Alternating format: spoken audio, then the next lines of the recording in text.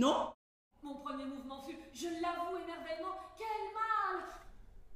Quelque chose entre nous, disait-il. Tu me prends pour quoi, une machine à machin? Et avec lui, bien sûr, aucun danger d'amour idéal. Alors, pourquoi ne la plaques-tu pas, disais-je? Je me demandais quelquefois s'il ne restait pas avec elle à cause de sa fortune. Puis ce fut l'explication entre les deux. Qu'elle ne vienne plus me tomber dessus chez moi, dit-elle en menaçant de me donner la mort. J'ai dû avoir l'air incrédule. Demanda. Frontin, dit-elle, si tu ne me crois pas, mais c'est elle-même qu'elle menace de la donner, dis-je pas à toi, dit-elle. Non, dis-je, elle-même tordant de salade, nous avons bien ri. Puis je lui pardonnais. De quelle bassesse l'amour n'est-il pas capable? Je proposais, histoire de fêter ça, une petite virée sur la Côte d'Azur, ou jusque sur notre chère vieille grande Canarie. Il était pâle, hâve, mais impossible dans l'immédiat, des engagements professionnels.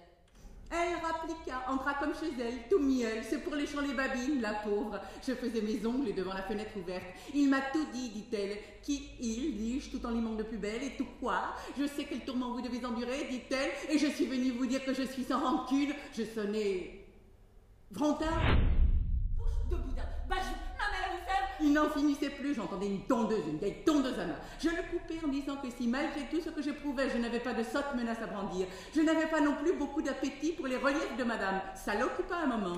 Démolé de Suisse. Quand je la revis, elle savait, elle avait l'air... Ah, misérable, pardon. Un con quelconque tondait sa pelouse, une petite ruée, puis une autre. Il s'agissait de la convaincre que dans tout ça, pas question d'âme. Oh, à nouveau d'intimité, je n'y arrivais pas, j'aurais pu m'en douter. Je la pris donc dans mes bras et lui jurai que je ne pourrais continuer à vivre sans elle, je ne crois pas que j'aurais pu. Je ne pouvais littéralement. C'était la Toussaint, on brûlait les feuilles mortes. Je fis un paquet de ses affaires et les jetai au feu. Toute la nuit, je les sentis se consumer.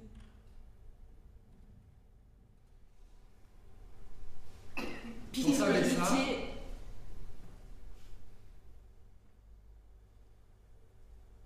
Quand ça baissa la première fois, je louais Dieu, je le jure, je pensais c'est fait, c'est dit, maintenant tout va s'éteindre. Pitié, pitié, encore soif de pitié. Elle viendra, tu ne m'as pas vu, mais tu me verras. Puis elle viendra. Dire que je ne suis pas déçue, non, je le suis. Je comptais sur quelque chose de mieux, de plus reposant. Tu m'écoutes? Est-ce que quelqu'un m'écoute? Est-ce que quelqu'un me regarde? Est-ce que quelqu'un a le moindre souci de moi? Pas même un zeste. S'agit-il d'une chose à faire avec le visage autre que parler?